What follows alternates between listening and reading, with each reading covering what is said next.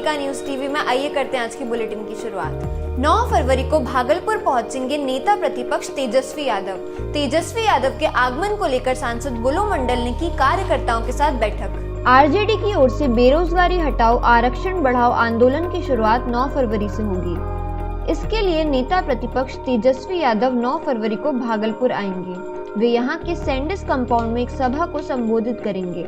इसको लेकर जिला आरजेडी की ओर से तैयारी शुरू कर दी गई है। इसी को लेकर आज सांसद शैलेश कुमार और बुलो मंडल के नेतृत्व में तिलका मांझी स्थित आवास पर आरजेडी कार्यकर्ताओं की बैठक आयोजित की गई। लोकसभा चुनाव को देखते हुए बिहार पुलिस मुख्यालय ने भागलपुर के अलग अलग थानों के लिए 25 नई वैन उपलब्ध कराई। इसको लेकर भागलपुर के सीनियर एसपी आशीष भारती ने बताया कि इन वैन्स के आने से पुलिस को बढ़ते अपराध पर नियंत्रण करने और शराबबंदी कानून को सख्ती से लागू करने में काफी मदद मिलेगी। साथ ही लोकसभा चुनाव को शांतिपूर्वक ढंग से संपन्न कराने में भी काफी मदद मिलेगी। सभी थानों में 2-2 सरकारी वाहन उपलब्ध कराए जाने का प्रयास जारी है। इससे यह होगा कि जो पेट्रोलिंग है उसकी गुणवत्ता में भी सुधार होगा।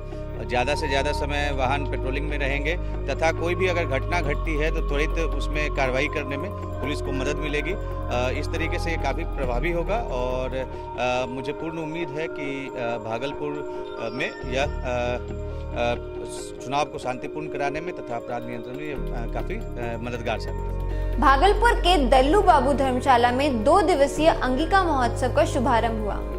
इस महोत्सव में अंगिका भाषा को संविधान की 8वीं सूची में शामिल किए जाने को लेकर आंदोलन के प्रारूप पर विचार विमर्श किया गया।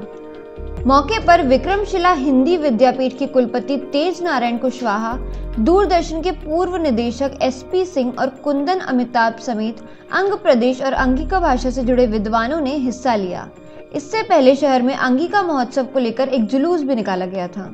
अंग प्रदेश के जहाँ तक बात से जानते हैं चूँकि 6 से 8 करोड़ आबादी के दायरा में आवे छै, लेकिन आखिर की वजह से कि अंग भाषा के प्रति हौ कमजोरी नहीं होले जे बाकी भाषा भाषी होले तेकरा प्रति है सरल राजनीतिक कमी रहे। राजनीतिक रूप से जो हमें पिछड़ी के लिए यूँ कहें कि बात के निकले कारण अष्टम अनुसूची में शामिल नहीं हो पा रहे। इस लगे हमें यह कहूँ कि जितना जन आंदोलन के रूप में आगू बढ़ेलो जाए और ताकि सबके आवाज़ दिल्ली तक पहुँचे।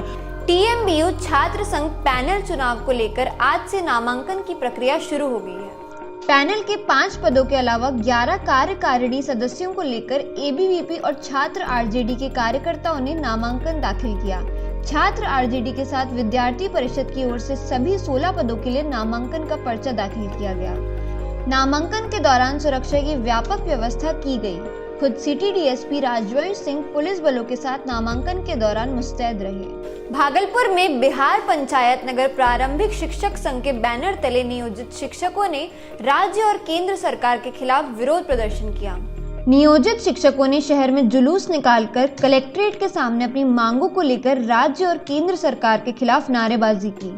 शिक्षकों ने 18 फरवरी को पटना में विधानसभा का घेराव करने के अलावा लंबित वेतन भुगतान सहित उनकी सभी मांगों को नहीं माने जाने पर लोकसभा चुनाव में नोटा का बटन दबाने की चेतावनी दी।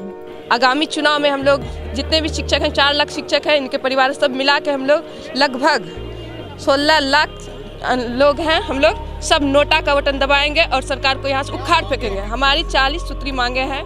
हमारे जीओबी का मैटर, हमारे शिक्षकों को 7 महीने से वेतन नहीं मिला है। उनकी स्थिति बहुत ही दयनीय हो गई है। खाने के लिए अन्न तक नहीं है, स्थिति बताने लायक नहीं है। और लेकिन ये सरकार कान में तेल लेके सोई हुई है। भागलपुर प्रमंडल आयुक्त कार्यालय के सभागार में बिहार विद्युत विनियामक आयोग की ओर से एक बैठक हुई। इस बैठक में बिजली दर निर्धारित करने को लेकर जन सुनवाई हुई, जिसमें आयोग के चेयरमैन एसके नेगी और सदस्य आरके चौधरी समेत बिजली विभाग के दूसरे अधिकारियों ने हिस्सा लिया। इसमें कुटीर उपभोक्ता, घरेलू उपभोक्ता, कृषि एवं सिंचाई वाले किसान और उद्योग धंधा करने वाले लोगों से बिजली कंपनी के प्रस्ताव पर सुझाव लिया गया। भागलपुर के कचहरी परिसर में अमर शहीद बाबू जगदेव प्रसाद की जयंती मनाई गई। ये कार्यक्रम पेंशनर समाज भवन में आयोजित किया गया, जिसमें नवीन कुशवाहा और मृत्युंजय कुशवाहा समेत कुशवाहा समाज के प्रबुद्ध जनों ने हिस्सा लिया। मौके पर मौजूद लोगों ने बाबू जगदेव प्रसाद के व्यक्तित्व और उनके कार्यों पर प्रकाश डाला। हमारे यहाँ संगठन की कुछ कमी है, उस संगठन को मजबूती दिलाने के लिए हम लोग यहाँ उपस्थित हैं। वो उसकी अच्छी और सच्ची श्रद्धांजलि होगी। आज कानून रहते हुए न्याय नहीं है। आज के बुलेटिन में बस इतना ही। धन्यवाद। अंग प्रदेश की लेटेस्ट खबरों के लिए देखते रहिए Angika news TV. Angika news TV को फेसबुक पर लाइक और यूट्यूब पर सब्सक्राइब जरूर करें और इस वीडियो के पसंद आने पर शेयर भी करें।